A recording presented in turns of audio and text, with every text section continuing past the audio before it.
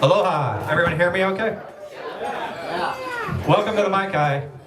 I'd like to thank everybody that came out, and I want to encourage you to get these holiday drinks. They're just outstanding. This is the barrel. Yeah, get one of them. Barrel before Christmas. So I hope you enjoyed that. Little introductory music too. Jimmy's here. How you doing? Hey. So I want to thank the Mai-Kai, of course. I want to thank Jupiter Jones, Retro Rekindled. This is a great event. Thanks everybody. Give yourselves a hand for coming out. Give yourselves a hand for coming out, really. Yeah. And also special thanks, Jimmy and I would like to thank our wives who are sitting up here. Without their support, who knows? We'd be living on the streets. That's right, yeah. So actually what I wanted to start with is how I met this guy. I was a promoter. I did a lot of concerts. If you are familiar with Slimy Productions, you might have been to one of my concerts over the past 20, 30 years. And I was doing a lot of shows, and I had a Dick Dale concert coming up. And I promoted Dick before. Dick's a great surf guitar player. If you're not familiar, why not? But he's the legend. And I needed an opening act. And one of my friends was very plugged into the local scene, and I said, you know, I'm looking for a great surf band. I don't know of any. And he said, you gotta check out Skinny Jimmy Stingray. So I did, and next thing you know, I came to see him play. He was awesome. I booked him for Dick Dale. One thing led to another, and 10 years later, here we are. It was 2011 or 12, I believe, that first Dick Dale show, right? The great Hurricane Hayward, yes. Yeah, it was 2011. A whole weekend touring with the great Dick Dale, which was something I never in a million years expected would happen to me, and it's something you never forget. So, you know, it was awesome. You invented surf music. Yeah. So the title of this symposium is From Punk to Tiki, and we're sort of going to kind of walk through Jimmy's history. I'm going to be the journalist, which I kind of do in my real life, and kind of follow Jimmy's career. But I'm just curious out there, how many people out there came to Retro or came to Tiki through punk rock? Punk rockers out there? Great, so you'll probably understand what we're talking about a little bit when we get into it. But first I want to go back in time with Jimmy and figure out, like, when were the seeds planted? When did he first hear surf music, and what were the, first recollections of hearing instrumental surf? I was born in Sheboygan, Michigan. When I was about 4 years old, the first music I ever heard were records of Walk Don't Run by the Ventures and Wipeout by the Surfaris, and I believe it was Green Onions by Booker T and the MGs. Those three were some of the first music I ever heard, and I can remember back being 4 years old. That's as far back as I can remember, and that's when I heard that stuff. And we should make the point, it's instrumental music, right? It's not, there's no vocals. Yes. It didn't matter that there were no vocals. That music had more impact on me than any other. Do you want to entertain people with a quick Ventures Anderson? Jimmy's got his guitar handy here. This is what first inspired him when he first started. You've all heard this.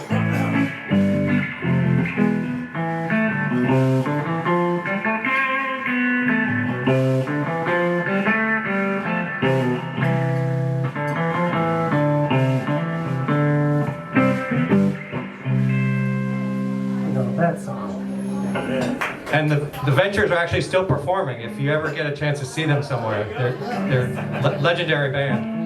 So that's Jim's guitar. What guitar is that? Oh, my Fender Jaguar, of course. I could have picked a Strat. I could have picked a Jazzmaster, maybe even a Ventures Mosrite guitar, but I picked this one, the Fender Jaguar, and it just fit just right, and it's the only one I like to use so far, you know. But let's go back in time when you were a young whippersnapper and you got your first guitar. It was probably not one of those, right? No. What was it? Well, by the time I could afford a really good guitar, I was able to get myself a Gibson Les Paul, playing through a 412 cabinet Gearhead top. That's a huge speaker cabinet with 4 speakers in it, and it sounds a lot different. And so this is let's give people an idea. It was like 1970 something. We won't get into the exact dates, but you were in the 1970s, and at a young age you formed a band, right? By the time I was 16 years old, I formed my first band, and we were playing cover tunes of what is now classic rock and roll. Bad Company, Alice Cooper, Aerosmith, and all that stuff was new at the time that I was playing it. And believe it or not, this guy was singing. And I had to be the lead singer. He was the lead singer and the guitarist of this band in the early days. We won't ask you what the name of it was. You probably don't want to. No, there were too many different names that we couldn't agree on, so it was kind of a wash. But I think everybody's embarrassed by their first band anyway. But you were young and you had a lot of friends. Yeah, that's okay. You got to start somewhere. They all had instruments, so you just said, "What the heck," right? You played a lot of little gigs, and then at some point, probably. When did you get the introduction to punk rock? Oh, well. That changed everything, right? While I was still very young, I discovered the Ramones, and I thought they were about the funnest band I'd ever heard. It opened my eyes to a whole new way of doing this rock and roll stuff. And as time went on, I discovered the Dead Kennedys and Black Flag, a bunch of West Coast stuff that just was, to me, the funnest stuff I'd heard. And we were talking about this earlier. Actually, when you listen to some of that stuff, specifically the Dead Kennedys and the Ramones, there's like a surf influence, and it's kind of subliminal, probably. Definitely. The Ramones covered Surfin' Bird by the Trashmen, and they used the Ventures beats from Let's Go to intro their songs, and of course, the Dead Kennedys, in my opinion, I think the East Bay Ray of the Dead Kennedys had the creepiest surf guitar sound of any punk rocker out there. Can you play a little?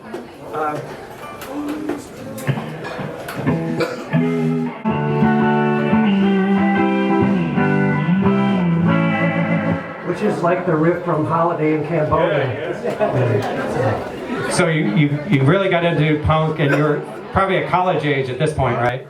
You're up in Michigan still? Yeah, I was still in Michigan. I moved from Sheboygan to East Lansing, Michigan State University, and I was exposed to a lot more punk rock there, so that's what inspired me to do all that for years. And then something happened that changed everything. You moved to Florida. That's right. I moved to Florida with a punk rock band, and in a van, a very ragtag operation. One guy says, "My mom lives in Florida. Let's go. Let's get the heck out of this frozen wasteland called Michigan." And we get here, and then of course his mom says, "Oh, get all these filthy punk rockers out of my house," and we're all living on the street, and everybody went home except me. I stayed here and started over, and. Luckily for us, you stayed, and you started forming punk bands here, right? Right, I formed something called Acid Fist X, and we played at the legendary Squeeze, and we played at the Kitchen Club, Churchill's, Zipperhead Room. Zipperhead Room, which, Anybody remember these old places? Nemesis? Fort Lauderdale. Nemesis, right. Yeah. Right down the street somewhere. It was an old It was funeral a home. mortuary. Yeah. Turned into a gothic vampire bar, which was very interesting. So this was like the South Florida early '90s scene, pretty much, kind of that. Yeah, pretty much. It was the mid '90s. Yeah. And somehow we did not cross paths at that time, but I knew of some of his bands. What was the other one? The Fits. Oh, the Fits was what I formed that I kept the longest. A three-piece, very fast, very hardcore, West Coast sounding band that was very Black Flag influenced and very Dead Kennedys influenced. Is there anything you could play from that? No.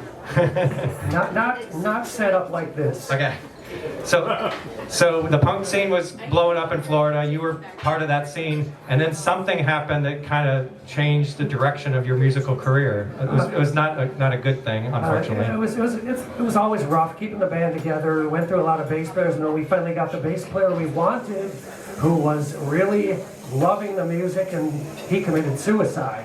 And we lost our friend and our bass player and all at once, and it was devastating. And I tried for quite a few months to keep a punk rock band going with other elements, and sadly enough, I decided it wasn't going to work, and I just decided I was going to do something else, definitely something else. And I already had been listening, tossing around, writing stuff that went.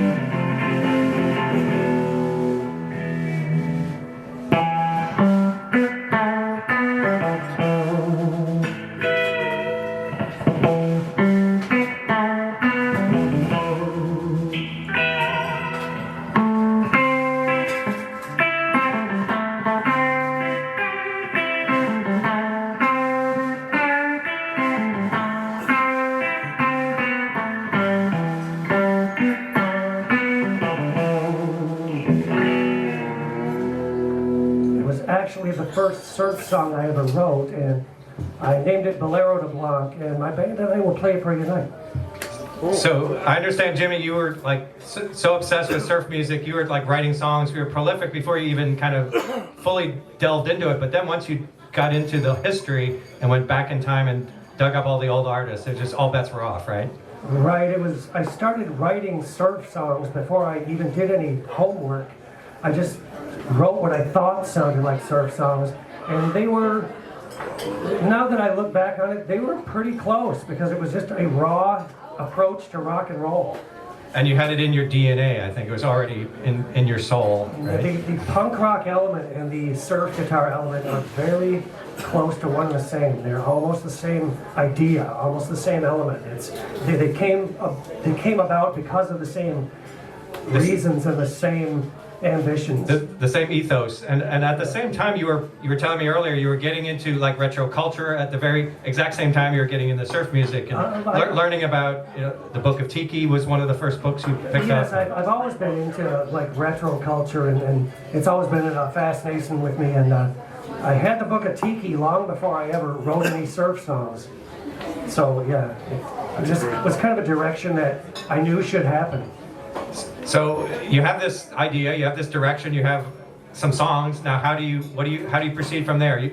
Tell me about your research and finding the old music, the original guys. Well, I knew I wanted to hear what this stuff really was, so I had to become sort of an archaeologist, and I started digging up all the bands I could find. There were easy ones to find. There were, you know, of course, the Surfaris, there were the lively ones, Eddie and the Showman, the Bel Airs, and of course, what started it all was 4 big names. They were Dwayne Eddy, Link Ray, The Ventures, and of course that tough kid, Dick Dale. They were the 4 pillars. Who was like the first DIY punk rocker of them all, basically, that Dick Dale was, in my opinion. He put together his own band, sold out his own shows in auditoriums, you know, rented out the Armory, and he was basically the first DIY punk rock artist, in my opinion. And Dick continued touring well into his 80s, and we'll probably talk about it in a little bit, but Dick played here, and Jimmy's been helping me out with the blog a little bit, and he's posted on the atomicgrog.com Skinny Jimmy Stingray's favorite 5 Dick Dale songs. So if you ever want to check that out, some more of Jimmy's words of wisdom. He also did a top 5, what was it, the Sinister Surf songs for Halloween. And coming up, he's got a new one coming up. It's going to be about the unheralded bands of the first wave of surf, which is something he dug up too. Finding all these old bands from the 50s and 60s was just a revelation to you, right? Yes, there's so many. I call it the instrumental guitar song. There were so many of them out there. There were one-offs, and then there were the bands who were continuous and very intentional. They put out albums, and they were under the radar. And you can find them, but you have to look for them. Yeah. So all you guys out there who are into retro and into like finding original stuff, I strongly encourage you to go back to the original surf music of the 50s and 60s. It's the way to find out how it really was back then, and just checking out how they sounded, and I was always finding out what gear they were using, and that's why I use what I use now. You know? Well, that was the big problem though, right? Because you were playing in punk and rock bands for your whole life, and now all of a sudden you have to relearn and buy new equipment, basically, right? I did. Hey, Hurricane, when I switched from using a Les Paul and a Marshall stack to a Fender Jaguar and a amp with 1 speaker in it, and literally no distortion, completely clean. I've been playing that other way my whole life. Now I had to do this, what felt like barbed wire in my fingers, and I basically had to reteach myself how to play this thing so that it sounded good. I mean, you got to go up there and play this thing. Every note has to be heard, and you can't suck. You know? And so I basically had to relearn how to do this whole thing, which luckily I'd been playing a long enough time that I conquered it somewhat, I think. Is there a way you could kind of show the so people understand the difference of like an old school blues song versus a surf song? Yeah, you could. A blues song is like a.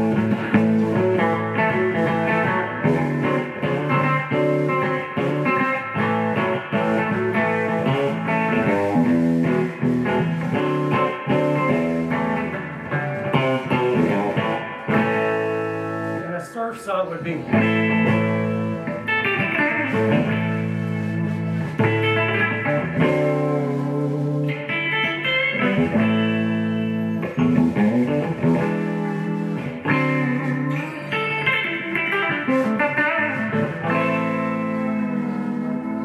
The same progression, just delivered differently.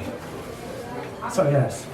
So this sounds like a deep dive. You were all into it. You got your shit together. You're playing songs. Now you need to get a band together, right? How did that happen? I had a bunch of friends from the old punk rock days that were here in Florida, and after I had recorded a whole bunch of original material and figured I think I'm ready now, all of a sudden out of the blue, a drummer from my old punk rock days calls me up and he says, I got nothing going on. You got anything going on? I say, come on over.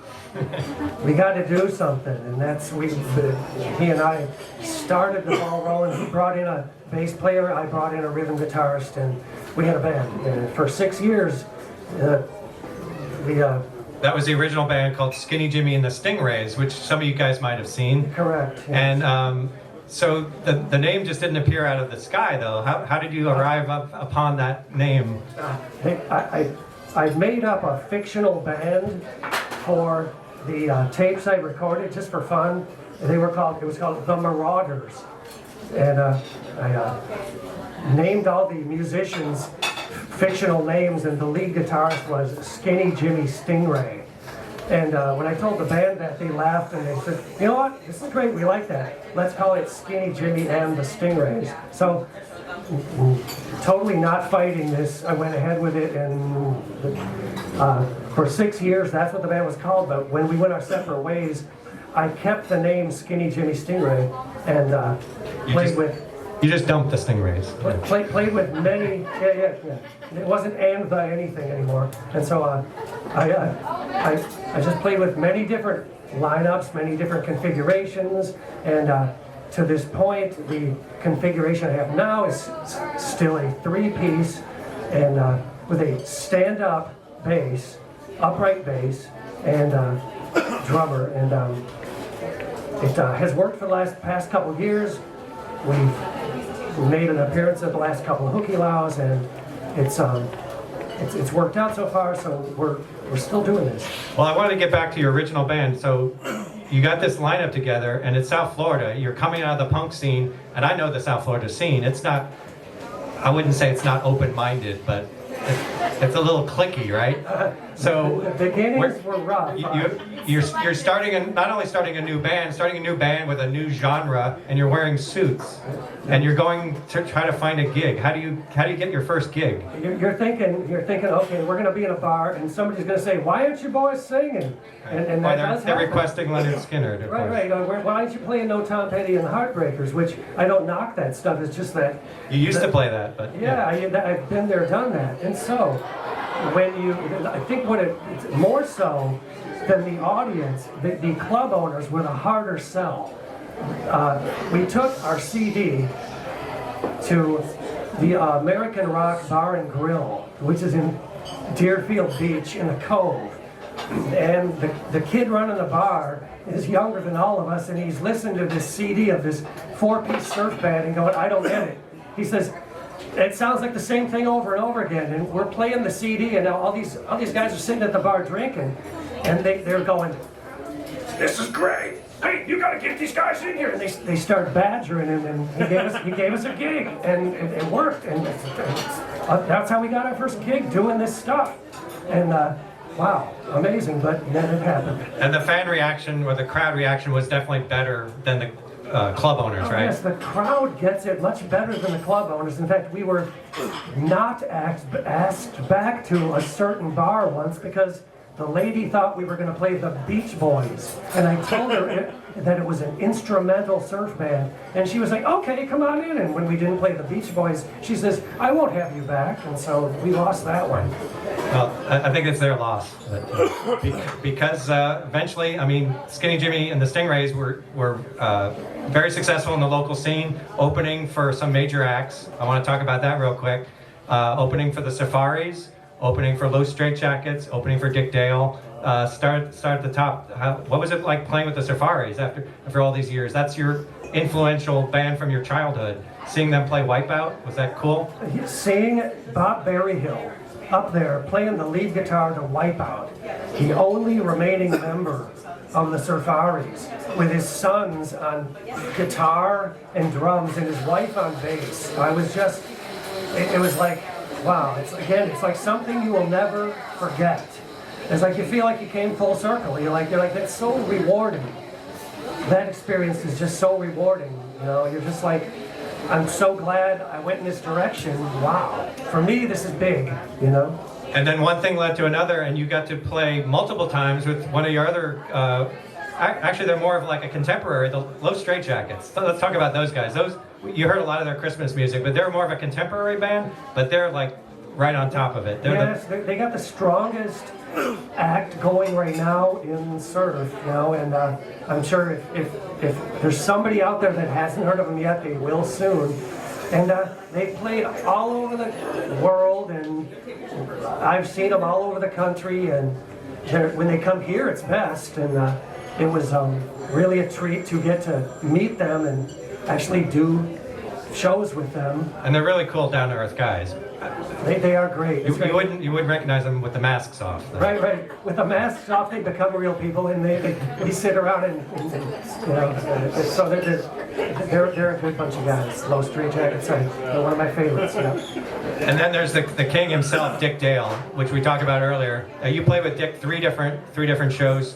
Once in Miami, twice in West Palm. Twice in Miami, and once in West Palm. Once in West Palm, yeah. And. What was it like meeting Dick Dale? I mean, I have my stories, you have yours. Oh, they're similar. It's a little scary because he doesn't talk much. But after like 3 or 4 shows, and at one of the shows, he signed a guitar for me, and at another one of the shows, I actually sat down and talked with him, and I quoted him from an interview that he said he had hands of steel, being because the strings he plays are the hugest gauge strings any guitar player's ever put on a guitar. It's like crazy. And he plays it like upside down, right? His guitar? Yeah, and the strings are so big that literally no one can play his guitar but him because he has hands of steel. And I shook his hand, and oh man, he does have hands of steel. I said, the hand of steel. And just for 1 second, Dick Dale smiled at me. That's another one you'll never forget, baby. Yeah. Can you play a little Hands of Steel? I don't have hands of steel. Mr. Lou. Oh no, I don't have my pick on. Oh, okay. What do they do with it? It must have fell on the floor. But not here. Let me see if I can. He's the guy who. So I booked the Stingrays and Skinny Jimmy for 3 Dick Dale shows, and then I introduced these guys to the Hukilau, and that's when all bets were off. The Hukilau fell in love with Skinny Jimmy, and Skinny Jimmy fell in love with the Hukilau. They played 7 years in a row at the Hukilau, and next year will probably be the 8th. And while we're on that subject, I have some news. Exclusive news, the Hukilau has a hotel. So, I can't tell you much more than that. There'll be an announcement before Christmas. There will be an early Christmas present. We will know the dates. We will know the hotel. Hukilau will be back next year. So, what were we gonna do? Oh, no. All right. So, Hukilau. Hukilau was kind of a breakthrough for a lot of people. It was my introduction to the global tiki scene. For Skinny Jimmy, it was the same thing. You got to play with a bunch of other bands that you. That's your introduction to the Intoxicators, right? Yeah. Well, meeting bands from all over the world was incredible and again unforgettable. It's, you've got to realize there's no other place that you're gonna do that. So that, you know, again, it's you feel very fortunate, and the Intoxicators from Tallahassee, another Florida band who, wow, there's not a whole lot of them, is there? When I met them years ago, seeing them every year again, and we kind of become friends, and it's just a good thing. It's like we look forward to seeing them every year, and of course the Mai-Kai. It's the Hugilau. If you don't know, it's here, and it's usually at a hotel on the beach. And the Mai-Kai has been the rock of the scene. And you guys have played here so many times we've lost track. We couldn't figure it out. Now I've forgotten how many times I've played the famous Mai-Kai, which is in itself another great thing. It just, you know, they called this place the Mecca. That's what the Tiki Files call this place, and so it's important. Yes. So let's get up to speed with your current band. You got Frenchie on bass, like you were saying, on stand-up, yes, and Kevin on drums. Yes, Mr. Kev. Again, let me go back to keeping a rock and roll band together is probably one of the toughest things I've ever done. In fact, it's probably easier to lasso baboons on the African plain than it is to keep a bunch of rock and rollers in one band. And, well, when I needed a drummer and wondering what the hell I was going to do, Kevin Haig found me. And that's dedication. Here he is. Here we have him. And as for my bass player, the Frenchie the Infamous, I've known him for years, but we never did anything together until just a couple of years ago. We just thought we'd let it roll and see what happened, and we liked it, and here it goes. Yes, Frenchie, the infamous Frenchie is from France, but when we play rock and roll, ladies and gentlemen, we speak the same language. So this is the new lineup, and You've been together 2 years, right? we're just over 2 years. So the thing people will notice, though, is that type of bass is not typical in surf music. Not at all. No, it's almost, I mean, it's never been done except in a few instances. I can track down maybe one or two modern surf bands that really have a upright bass. That gives you kind of like a more of a retro look and feel, but does it affect the music in any way, or is it kind of... I don't know. All I know is it was weird at first until we just kept doing it, and it just gelled and fell together, and so it's what it does, I think, for me, it feels like a more rootsy feel, and it's given me a way to throw more of my guitar over the top, and at the same time giving me a little bit more to have to do. Well, speaking of your guitar over the top, that's one major change you made when you started as a solo Skinny Jimmy Stingray. You were solo lead guitar. There was a rhythm guitarist in your old band. So is playing as the only guitarist in a band a little different than having a rhythm guitarist? Yeah, it is. It's Do you have to play something? It makes you play both parts, basically? It makes you work a little harder. Like when you want to do something that's...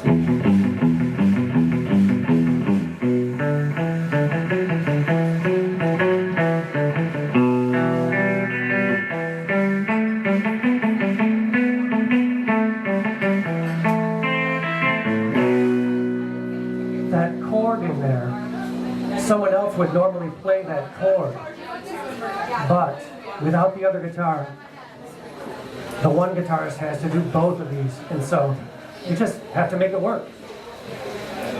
And so it does give you more to do, but you know what? Maybe you'll get hands of steel for playing all that stuff. What is it? It's worth the effort to make it happen. So that's how I see it. In your experience now, we're up to the current day and time, and the surf scene's kind of picking up steam, and the local music scene's picking up steam. There's a lot of people into it. How are things changed?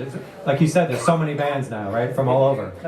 When I first started doing this, like over 10 years ago, I did not know there were even that many surf bands in existence that were new. And as opposed to right now, there are literally hundreds all over the world that really know what this music is and really are playing it right the way it's supposed to be played, which means this music ain't going away, folks. It's here. So that makes me feel good, you know. I used to think the reason I'm playing this in the first place is so that I'll get a chance to hear it, because no one else is doing it.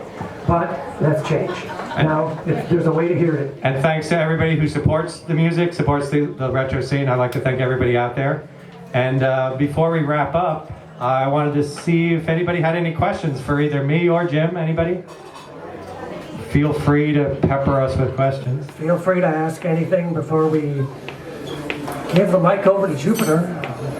Actually, we want to plug our websites, of course. My website, Okay, do that. theatomicgrog.com, if you don't know about it. It's a little blog that has a lot of resources for retro music events, art, cocktails, and culture, and a lot about the Mai-Kai. And I have some of my handouts up here if you want to see what my favorite drinks are. Right now, my favorite drink is this rum barrel. So, also, Jimmy's writing some stuff on my blog, and we're gonna preview a little bit of that in a minute. SkinnyJimmyStingray.com is Jimmy's new website. If you haven't checked it out yet, lots of cool stuff there. Links to his music. You can buy his original songs, check out his videos. He's got some surf music resources up there now that give you pretty much links to all the stuff you need to know if you want to get into surf and check it out. There's radio shows, there's all kinds of cool stuff happening worldwide. Surf Guitar 101, there's John Paul out in California with Fiberglass Jungle. And yes, they'll take in all that stuff, so yeah. It's basically we're taking over the world, right? If there wasn't a surf scene here in Florida before, there is now. And I'd like to thank everybody in the local scene for supporting, because there's a lot of you guys and everybody else that comes to the shows. You know, thanks for doing what you're doing and supporting Retro Rekindled and what we're doing. And right now, before we bring up Jupiter, we're gonna make you wait. Before Jimmy plays, Jimmy's got something he's gonna post on my blog next week. It's the unheralded surf songs of the first wave. So in conclusion, we're gonna give you a little taste of what inspired Jimmy to play some of these unknown, underappreciated bands from the first wave. A little more underappreciated, unknown. As I like to say, not household names, more like they just come up in like small geeks circles consisting of people like myself. So who's on this list, right? There would be the original Surfaris. There's a funny story about that. They were called the Surfaris, but they're not the Wipeout ones. They were forced to change their name because the Surfaris wrote Wipeout and had a huge hit, and all of a sudden could afford lawyers to say to the other Surfaris, you can't have that name anymore. And so these guys were forced to call themselves the original Surfaris. Sounds kind of like a Spinal Tap thing, but it's real.